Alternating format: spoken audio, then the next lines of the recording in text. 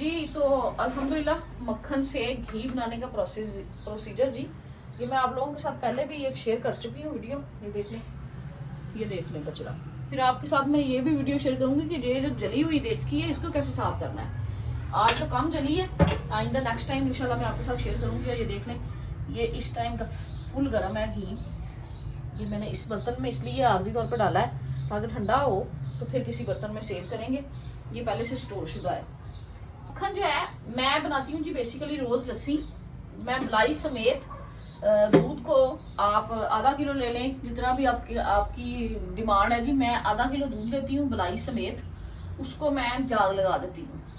जाग लगाने के बाद सुबह उसको मैं ग्राइंडर में डालती हूँ और आप यकीन करें 1 या 2 चक्कर आते हैं, उसके बाद मक्खन आपका इतना सारा पेड़ा जो है ना वो मक्खन का ऊपर आ जाता है। एक तो घर की लस्सी और मक्खन और दही तैयार हो जाता है। दूसरा ये है कि इसका एक अपना ही टेस्ट है। मैंने वो लस्सी नमक डाल के हम लोग पी लेते हैं। मक्खन में जो बचता है ना खाने के बाद, रोजाना का ताज़ा मक्खन के बाद, वो मैं स्टोर करती रहती हूँ। स्टोर करने के बाद मेरे ख्याल में ये मैं आपको छन्नी दिखाती हूँ, ये वाली छन्नी। जब ये टोटली मेरी भर जाती है तो इसको मैं फ्रीजर में रख देती हूँ।